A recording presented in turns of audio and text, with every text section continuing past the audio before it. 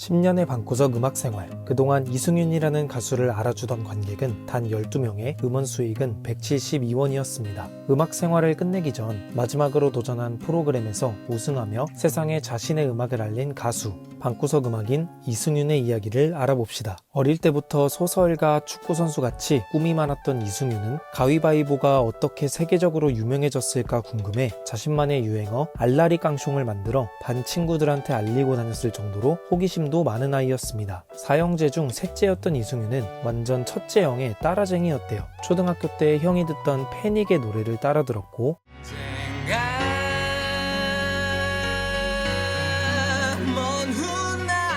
중학교 때는 첫째 형이 기타를 사서 치는 걸 보고 너무 멋있어 보여 몰래 형의 기타를 치는데요. 근데 기타를 배운 적이 없으니 패닉의 기다리다 인트로만 연습해 이걸 3년을 치고 다녔다고 합니다.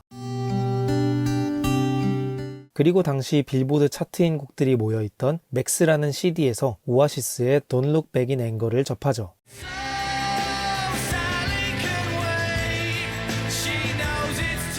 그리고 이 오아시스의 티 인 더 파크 무대를 보고 나도 록스타가 돼야겠다 결심을 해요. 이승윤이 음악에 대한 꿈을 가진 순간이었죠. 그랬기에 이승윤은 오아시스의 음악에 푹 빠졌었고 자신의 음악적 지분 80%는 오아시스라고 해요. 3년째 인트로만 칠 줄 알았던 기타는 이정선의 기타 교실을 보며 독학하기 시작했고 오아시스를 비롯한 브릿팝에 빠지게 됩니다. 고등학교에 가서는 음악을 만들어보자 해서 녹음기랑 마이크를 어떻게든 찾아 컴퓨터를 냈는데 진짜 곡이 만들어지는 겁니다. 와, 난 천재인가? 라는 생각으로 이때부터 곡을 쓰기 시작해요. 20살이 되고 음악을 할 생각이었지만 일단 대학은 갔고 군대도 다녀옵니다. 근데 이승윤은 좋은 퀄리티의 곡을 못 내서 아무한테도 들려주지 못하면서도 속으로 난 위대한 음악인일 거야 라며 20대 초반에 보냈대요. 그러다 존경하는 첫째 형한테 크게 혼나는 일이 생겨요. 음악한다 놓고 뭐 하는 거냐? 아무한테도 안 들려주는 게 무슨 음악이냐? 분하지만 맞는 말이었기 때문에 이승윤은 마음 먹고 대학가요제에 나가는데 이게 본선까지 진출하게 된 겁니다. 이승윤의 첫 등장 한번 보시죠.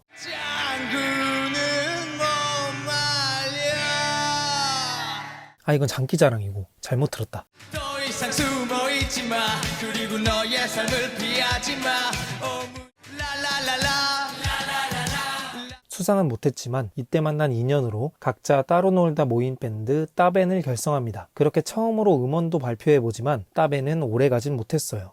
아무도 걷지 않는 거리에 그렇게 혼자 곡을 만들어야 했던 이승윤은 미디를 배우기 위해 여러 선생님을 찾아가는데 그 중에 그레이가 있었어요. 당시는 그레이도 유명하지 않았던 때라 옥탑방에서 미디를 배웠는데 둘은 음악적 방향성이 너무 달라 한 달 정도로 수업은 끝이 났죠. 근데 이승윤에겐 이 순간이 되게 중요했대요. 음악적으로 외골수였던 이승윤이 힙합도 알게 되는 계기가 됐죠. 그리고 이때 그레이가 스윙스의 듣고 있어를 편곡할 때였는데 기타가 필요해 이승윤이 급하게 듣고 있어에 기타를 쳐줬다 합니다.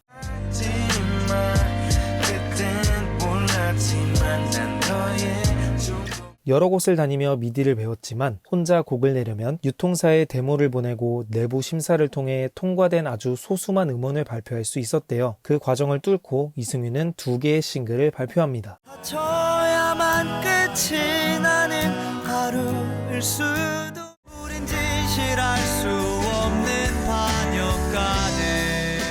여기서부터 이승윤의 재치가 느껴지는 게 기획사를 내 이불로 적은 것. 그야말로 방구석 음악인이죠. 하지만 이승윤은 자신의 음악에 떳떳하지 못했어요. 여건이 안 돼 좋은 퀄리티의 음악도 못 냈고 라이브 가창력도 안 되니 학생인데 음악도 합니다. 일하는데 음악도 해. 라는 식으로 변명을 붙이며 음악을 취미로 하는 척 한 거죠.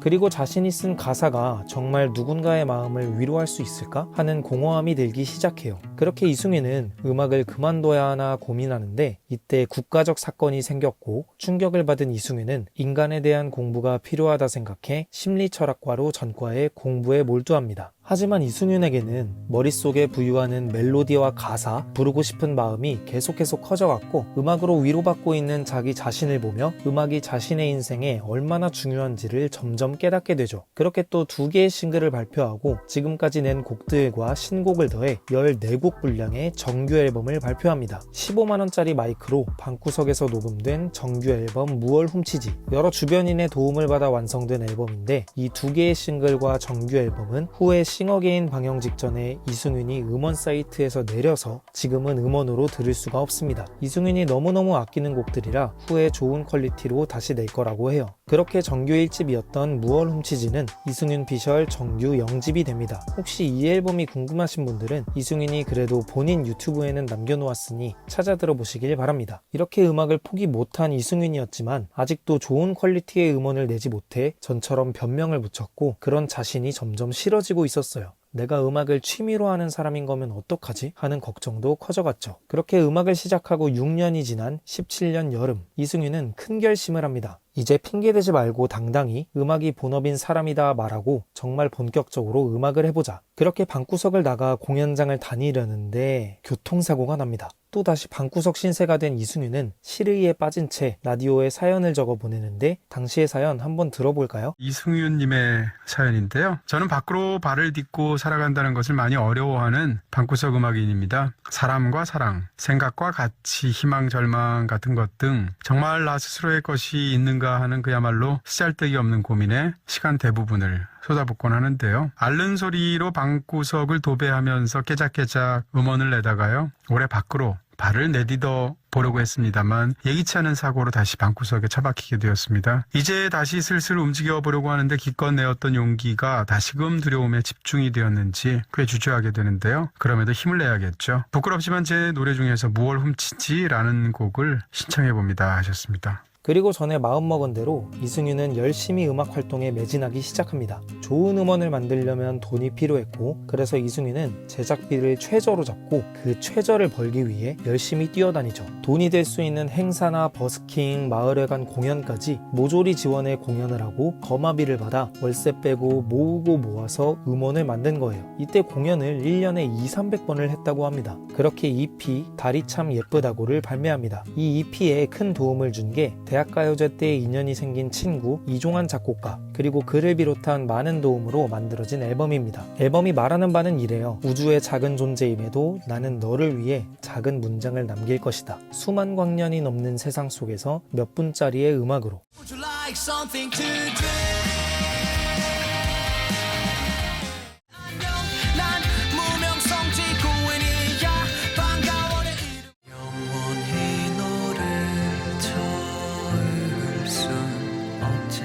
음원 발매 후 또 열심히 공연을 뛰는데요. 그리고 이맘때에 공연 뒤풀이에서 만난 싱어송라이터 조이원과 음악적 교류를 하기 시작해요. 조이원이 보내준 MR에 이승윤이 가사랑 멜로디를 붙였는데 이게 너무 좋아서 곡을 살리기로 하고 싱어송라이터를 더 모아 밴드를 만들죠. 이 밴드의 이름은 알라리 깡숑. 어디서 들어봤죠? 네, 이승윤이 어릴 때 만든 그 유행어. 여러 팀명이 나오다가 생각보다 멤버들이 마음에 들어해서 밴드명이 됐다 해요. 근데 이후에 알게 된 사실이 깡숑이 스페인어로 노래, 그리고 알라리가 날개 모양의 라는 뜻이었대요. 그래서 날개 모양의 노래라는 뜻을 가진 밴드가 됐죠. 그리고 만들어진 곡이 날아가자입니다.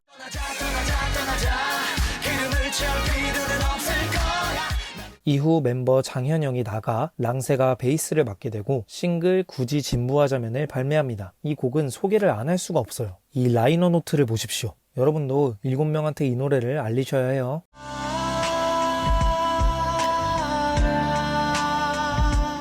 이후엔 앞선 두 곡을 포함한 EP 허튼 소리를 발매합니다.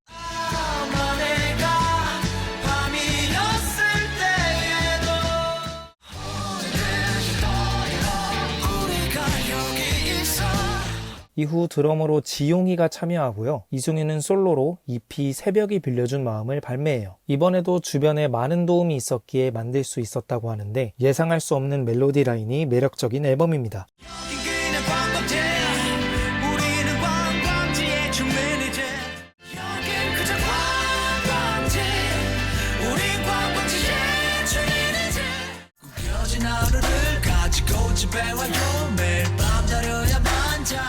어느새 이승윤이 음악을 시작한 지 10년차 2020년이 됩니다. 이번 1년에 이승윤은 음악에 사활을 걸기로 다짐해요. 그동안 너무 주변의 도움만 받고 폐를 끼치는 것도 힘들었기에 이번 1년에 어느 정도 성과가 없다면 음악을 그만둘 다짐을 하죠. 자신의 음악을 너무 사랑했기에 취미로는 못할 걸 알았던 거예요. 그렇게 이승윤의 인생을 송두리째 뒤바꿀 2020년이 시작됩니다. 우선 싱글 1995년 여름을 발매하고요.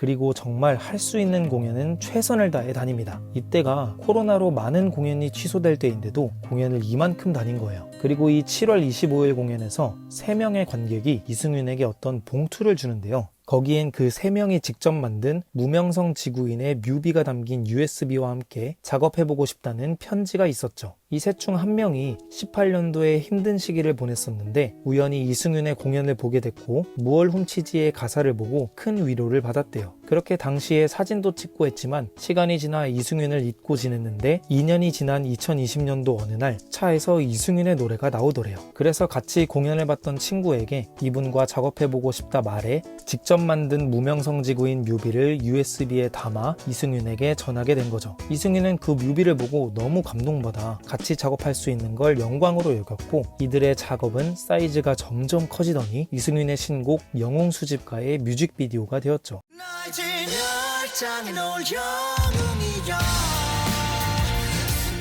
이후에 이 스토리는 듣보인간의 생존신고라는 다큐멘터리 영화로 개봉됐어요. 관심 있으시다면 보시는 걸 추천드립니다. 성덕이 된 이들의 순수함과 열정이 아주 잘 담겼거든요. 이렇듯 이승윤이 음악을 계속할 수 있는 데는 주변 사람과 동료의 힘이 컸어요. 특히 서로 응원해주는 동료가 없었다면 이승윤은 버티지 못했을 거래요. 아무튼 알라리 깡총도 싱글 개인주의를 발매하고요.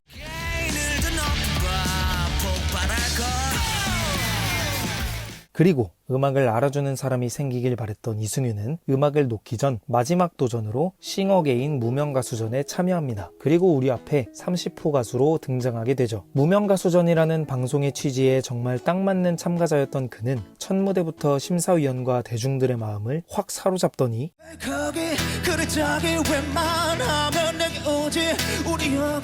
장르 뭔가요? 30호입니다. 네. 장르 30호 장르. 야, 장르가 30호. 와우. 장르가 30호라는 수식어를 달고 자신을 알리기 시작해요. 3라운드 7272뱅뱅은 그야말로 충격 그 자체였죠.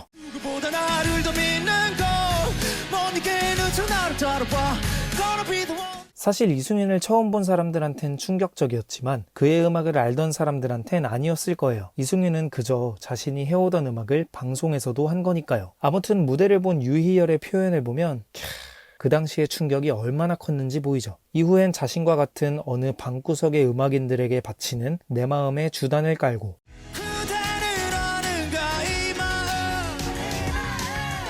또 유희열의 심사평이 아주 적절합니다. 이승윤이라는 장르라니. 그렇게 이승윤은 싱어게인 우승을 하게 됩니다. 10년간의 방구석 음악 생활 끝에 드디어 이승윤의 음악을 세상에 알릴 수 있게 된 순간이었죠. 특히 방송에서 인상적이었던 건 이승윤의 본질을 꿰뚫는 듯한 말솜씨였어요. 근데 이 장르 뭔가요? 30호입니다. 누가 이기든 지든 패배자를 심사위원분들로 만들자. 틀을 깨는 음악인이라는 또 틀에 갇히고 싶진 않아서 사실 우승까지 가는 과정이 쉽지만은 않았어요. 7272뱅뱅 무대를 보고선 왜 이렇게 오버하냐, 자기적이다 하는 분들도 많았거든요. 근데 이승윤은 이전부터 원래 무대에서 헷가닥 뒤집히는 사람이었죠. 오히려 너무 이승윤 그 자체를 보여줬는데 이게 대중들한테는 익숙하지 않았던 거죠. 그리고 방송 이후엔 드디어 이승윤이 10년간 만들어온 곡들이 주목받기 시작해요. 노래보다 이름이 먼저 앞서간 이승윤이지만 이젠 노래가 앞설 기회가 생긴 거죠. 그럼 이승윤의 음악은 어떤 점이 좋나? 일단 장르를 규정하기 어렵습니다. 밴드 사운드를 기반으로 하지만 그 속에는 팝, 록, 포크, 랩까지 다양하게 섞여 있죠. 그야말로 이승윤이라는 장르. 이승윤이 항상 공연을 생각하며 곡을 만들기 때문에 사운드부터 공연의 폭발력도 느껴지고요. 그리고 가사가 굉장히 철학적이고 재밌습니다. 심리 철학과를 나온 것도 있고 어릴 때부터 이승윤이 말장난을 좋아했대요. 그래서 단어를 뒤집는 센스 있는 가사들부터 4차원적인 상상력을 가득 담은 가사와 사회 풍자를 담은 가사까지 작사의 영감이 불만에서부터 나온다는데 그걸 잘 가다듬어 이런 촌철살인 같은 가사가 나오나 봅니다. 곱씹을수록 가사가 맛있어요. 제 생각엔 한국에서 진짜 손에 꼽는 작사가입니다. 우승 후의 싱어게인 탑3는 쇼플레이 엔터가 위탁 매니지먼트를 맡게 되고 일약 스타덤에 오른 이승윤은 엄청난 방송 스케줄을 소화해요. 이랬기에 우승 후에는 도저히 곡을 만들 시간이 없었대요. 그랬기에 OST에서 활약을 하다가 정규 영집 무얼 훔치지의 수록곡이었던 들려주고 싶었던으로 방송 이후 첫 음원을 발매합니다. 그리고 알라리 깡숑의 해체도 동시에 알렸죠. 사실 알라리 깡숑은 싱어송라이터들이 각자의 음악을 더 잘하고 시너지를 내기 위해 모인 밴드였기에 이번 들려주고 싶었던을 마지막으로 함께하고 각자 새로운 시작을 하게 된 거죠. 원래 알라리 깡숑은 프론트맨을 돌아가며 했던 밴드였는데 방송과 겹쳐져 일종의 이승윤 밴드처럼 보이게 된 것도 컸고요. 아무튼 이승윤의 새로운 시작이자 알라리 깡숑의 마지막 작품 들려주고 싶었던, 이승윤의 인생에서 처음으로 변명이 담긴 음원이 아닌 모든 걸 다 해낸 좋은 퀄리티의 음원입니다.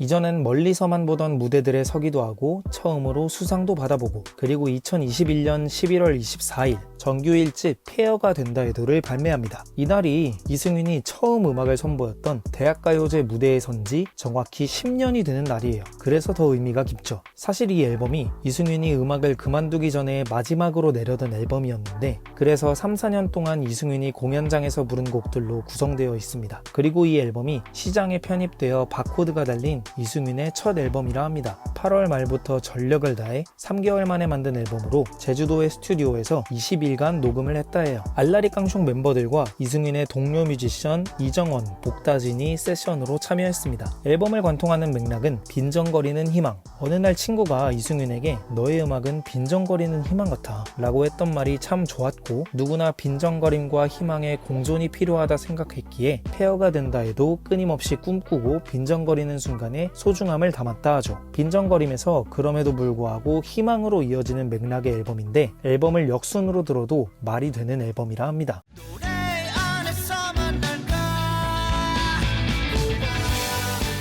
그대를 펼쳐봐 눈물을 너를 속에 원했던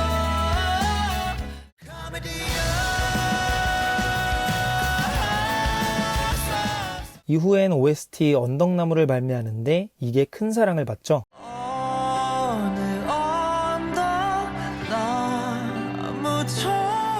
그리고 쇼플레이 엔터와 계약이 만료가 돼 소속사 없이 활동을 하게 된 이승윤은 페스티벌을 비롯한 많은 무대에 서고 11년 만에 열게 된 첫 단독 콘서트는 5분 만에 전성 매진을 기록하죠. 그리고 마운드미디어 소속 신생 레이블 마름모와 계약을 하는데 여기가 이승윤 1인 소속사예요. 많은 소속사의 제안을 받았지만 이승윤의 쓰임새가 아닌 음악적 세계를 단단히 구축하는 데에 함께 해주기로 한 곳이라고 합니다. 이후엔 OST와 선공개 싱글들을 발매하고 정규 2집 꿈의 거처로 이승윤이 컴백합니다. 정규 1집 이후 1년 2개월 만에 2집으로 돌아온 거죠. 이 앨범은 진짜 할 말이 없습니다. 제가 2023년에 제일 많이 들은 앨범 중 하나예요. 그래도 앨범 설명은 해야겠죠? 22년 4월부터 작업이 시작돼 9개월 만에 나온 앨범으로 난 뭐 하는 사람이지? 어떤 삶을 살아야지? 에 대한 답을 못 찾아 우선 지금껏 해왔던 것, 하고 싶은 것에 초점을 두고 먼저 내 세계를 만들자, 영혼을 갈아 앨범을 한번 만들어보자 하고 만들게 된 앨범이라 해요. 그래서 이 앨범은 이승윤의 토대가 되는 앨범이자 이승윤이 인생에서 최초로 음악을 시작했던 챕터의 끝이라고 합니다. 이승윤은 이 앨범에 본인의 취향을 녹여내는 데 집중했고 맥락이나 서사 없이 그때그때의 감정들을 담았다 하는데요. 앨범에 영혼을 갈았다는 게 여러 요소에서 보이는데, 먼저 일부러 보컬 볼륨을 줄였습니다. 보컬도 악기 중에 하나의 역할을 하기 위해서, 그리고 마음에 드는 소리를 찾기 위해 피아노를 골라 가져와서 녹음을 하기도 하고 앰프도 직접 구하는 등 갖은 노력이 엄청 담겨있죠. 이번 앨범엔 조희원이 프로듀서를 맡아 이승윤과 같이 앨범을 만들었는데, 이승윤이 7~80% 해놓은 작업에 조희원이 활용점정 역할을 했다 하고요. 기타의 이정원, 드럼의 지용이, 건반의 복다진, 베이스엔 송현우라는 이승윤의 동료가 참여했습니다. 역시 이승윤은 동료와 함께 곡을 완성시키는 걸 좋아하는 것 같아요. 가장 믿고 있는 실력자니까 그렇겠죠? 아무튼 이 앨범 진짜 너무너무 좋습니다. 삶과 세상을 찌르는 놀라운 가사말과 사운드의 매력이 흘러넘치는 트랙들이 모인 수작이에요. 여러분 꼭 들어보시기 바랍니다.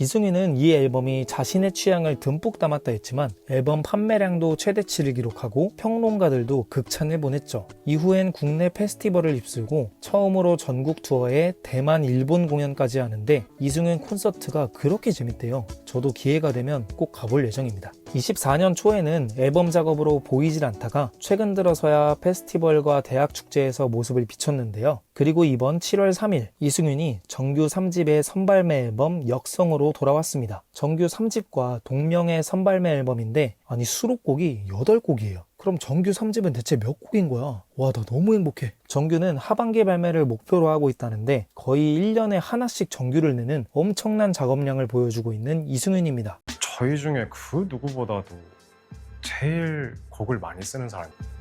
단순히 그냥 곡을 쓴다 수준이 아니라 너무 이 음악을 사랑해서 이거를 빨리 어떻게 해서든 사람들에게 들려주고 싶어 하는 사람이고 내 음악을 빨리 들려주고 싶다.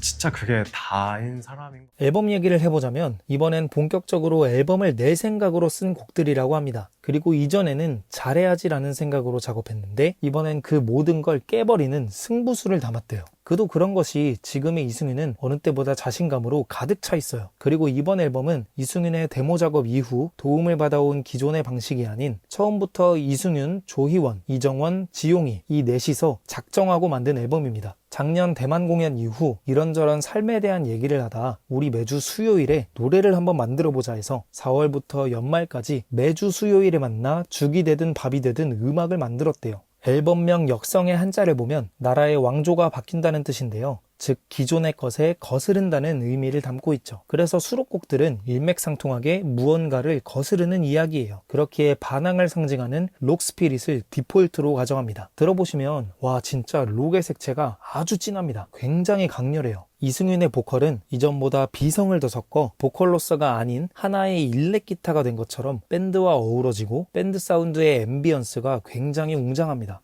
후반부에서는 팝도 보여주는데 이 파트도 매력적이에요. 지금까지의 이승윤을 거스르는 듯한 강렬함이 담긴 정규 3집 성공개 앨범 역성입니다.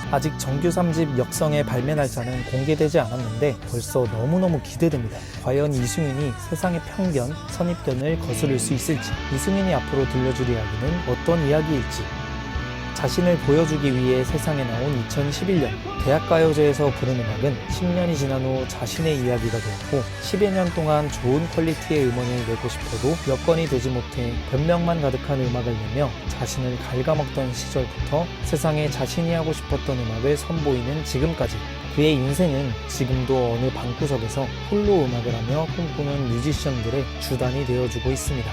방구석 뮤지션 이승윤의 이야기였습니다. 긴 영상 시청해주셔서 감사합니다.